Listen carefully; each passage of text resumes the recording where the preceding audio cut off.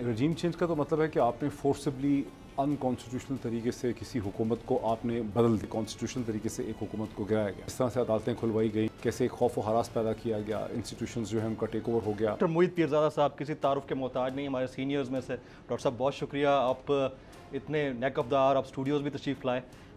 सबसे पहला सवाल मेरा आपसे रहेगा कि थर्ड वर्ल्ड कंट्रीज़ के अंदर रजीम चेंज ऑपरेशन का जो फिनोमेना है वाक़तन ये फैक्ट है, फैक्चुअल है, या फिर इसको कॉन्स्पायर किया जाता है अपने आप को बचाने के लिए और पॉलिटिकल माइलेज लेने के लिए? इसकी दो डायमेंशंस है ना। देखिए, रजीम चेंज का तो मतलब है कि आपने फोर्सिबली अनकॉन्स्टिट्यूशनल तरीके से किसी हुकूमत को आपने बदल दिया।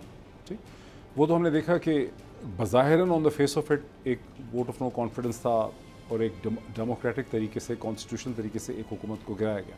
लेकिन जब हम उसके सर्कमस्टेंसेस को देखते हैं, जैसा कि दुनिया ने देखे, साबर ने भी एक्सप्लेन भी किया कि किस तरह से अदालतें खुलवाई गई, प्रिजन वैन्स लाई गई, कैसे एक खौफ व हरास पैदा किया गया, इंस्टीट्यूशंस जो है उनका टेक ओवर हो गया। उसके बाद फिर जिस तरह का क्रैकडाउन किया गया नई आने वाली हुकूमत को सपोर्ट करने के लिए, मीडिया का क्रैकडाउन हुआ, FIRs कटाई गई, लोगों को उठा लिया गया। 14, 24 और 24 तारीख को पंजाब पूरे में 4000 से ज़्यादा घरों के ऊपर या फार्म हाउसेस पे, लोगों के घरों पे रेड किया गया। फिर जिस तरह का तशद्दुद किया गया, वो सब चीज़ें जो है वो क्लियर करती हैं कि ना सिर्फ है कि एक फोर्सिबली एक हुकूमत को, एक ड्यूली इलेक्टेड पॉपुलर गवर्नमेंट को हटा के एक अनपॉपुलर सिस्टम को स्टिच करके बिठाया गया, तो वो तो रजीम चेंज की जो डेफिनेशन है वो तो वहाँ पे पूरी हो जाती है। लेकिन अगर रजीम चेंज से आपका मकसद है कि एक्सटर्नल डायमेंशन है, तो वो 100% इसकी एक एक्सटर्नल डायमेंशन भी है कि इसमें बाहर की ताकतें भी इन्वॉल्व हैं। इसमें हमें एक इंडो अमेरिकन प्लान जो है वो क्लियरली इसमें हमें नज़र आता है, जिसमें एक अमेरिका की और हिंदुस्तान की एक हिकमत अमली से पाकिस्तान में एक ऐसी हुकूमत जो अनडिज़ायरेबल थी, जिसको पसंद नहीं किया जा रहा था, जिसकी पॉलिसीज़ उनको फेवर नहीं कर रही थी, बेसिस नहीं दे रही थी वो पॉलिसी, अफ़गानिस्तान पे कोऑपरेट नहीं कर रही थी हुकूमत, हिंदुस्तान पे एक बड़ा सख्त स्टैंड लिया हुआ था, कश्मीर के हवाले से लिया हुआ था। तो उन सब चीज़ों की वजह से उस हिकमत अमली के भी तमाम तर साइन सिम्टम हमें नज़र आते हैं। अब जब कई दफ़ा लोग उसको क्वेश्चन करते हैं तो वो ये कहते हैं कि वो समझते हैं कि शायद प्रेसिडेंट जो बाइडेन को एक डॉक्यूमेंट जो है फैक्स करना चाहिए, या उनको एक ईमेल कर देनी चाहिए, या उनको ट्वीट कर देना चाहिए कि हाँ हमने ये किया है, जो पॉसिबल नहीं है, कभी भी नहीं होता।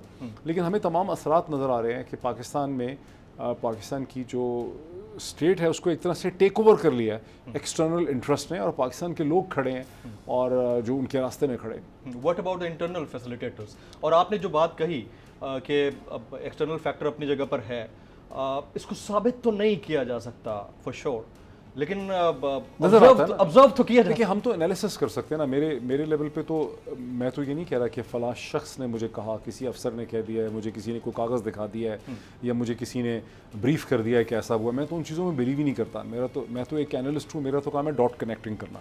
जैसे कोई ऑथर एक किताब लिखता है और फ्यूचर को प्रेडिक्ट करता है, तो मैंने तो 3 मार्च को इसे कहते हैं, मैंने एक वीलॉग किया था।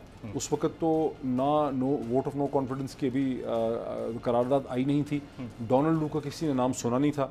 वो तो इमरान खान साहब ने 27 तारीख को वो ख़त लहराया और उसके बाद फिर वो उसका नाम सामने आया ना, वरना वो तो उसका नाम भी नहीं किसी को पता था।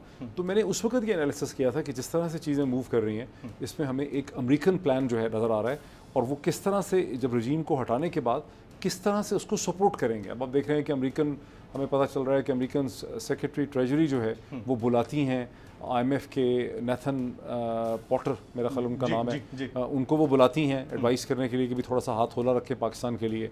आप देखते हैं कि पूरा एक चीज़ आपको पूरी नज़र आ रही है। फैटफ से हमारी तमाम रिक्वायरमेंट्स पूरी हो चुकी थी, लेकिन हमें निकालने का फ़ैसला नहीं किया गया, अब फैसला किया जा रहा है। हिंदुस्तान में ट्रेड ऑफिस खुल जाता है, एक डेलीगेशन पुरसरार तरीके से इसराइल पहुँच जाता है। सो सारी चीज़ें जो हैं, जो मैंने 3 मार्च को मोरलेस कही थी और कुछ और वीडियोस में कही थी, वो सब अब नज़र आती है। तो मैं तो डॉट कनेक्टिंग कर रहा हूँ। फैटफ का जो क्रेडिट है वो किसको मिलना चाहिए? वो तो इमरान खान की हुकूमत को मिलेगा फैटफ का, बिकॉज इमरान, देखिए ना, हमें फैटफ में डालने का, और जो बाकी इतने सारे लोग आ जाते हैं कैसे आ जाते हैं। देखिए ना, फैटफ का तो ये था कि फरवरी 2018 के अंदर ये फैसला कर लिया फैटफ की कंट्रीज़ ने कि पाकिस्तान को ग्रे लिस्ट में डालना है। मार्च में उसका ऐलान हो गया और फिर हमें जून में उसमें डाल दिया गया। तो इमरान खान की तो हुकूमत आई है 20 अगस्त 2018 को, इलेक्शन से पहले हमें फैटफ में डाल दिया गया था। और फैटफ में डालने का मकसद भी ये था कि हमने हिंदुस्तान की जो रिक्वायरमेंट्स पूरी नहीं की थी, जिन लोगों को सज़ाएं दिलवानी थी अदालत से, जैसे हाफिज़ सईद और लोग थे, अभी साजिद मीर की गिरफ्तारी की बात हो रही है, तो फैटफ में तासुर तो ये दिया गया जैसे हमारा बैंकिंग सर्कल में कोई बड़ी मनी लॉन्ड्रिंग हो रही थी, वो बड़ा कमज़ोर था, कंट्री के कवानीन को चेंज चेंज करना था, वो तो साइड इश्यूज़ थे ना. प्रिंसिपल इशू ये था कि हमें हिंदुस्तान की रिक्वायरमेंट्स पूरी करनी थी जो पिछले 4.25 बरस में बहुत मुश्किल तरीके से पूरी की. फिर लेजिस्लेशन करवाई गई उसके लिए, वो भी इंपॉर्टेंट थी. और वो लेजिस्लेशन में भी आपने देखा कि पीडीएम की 190 वोट्स थे बाकी सबके कलेक्टिवली, तो बाइकआउट कर दिया, ये चले गए, ये अपने 38 अमेंडमेंट्स ले आए नैब के हवाले से. तो ज़ाहिर है कि इसका क्रेडिट तो इमरान खान की हुकूमत ही को जाएगा और किसी को नहीं लेना चाहिए. उसूलन, फैक्चुअल और कॉन्स्टिट्यूशनली भी नहीं, उसूलन नहीं होना चाहिए. उसूलन नहीं होना चाहिए. सब्सक्राइब करें और बेल दबाएं ताकि कोई खबर रह न जाए.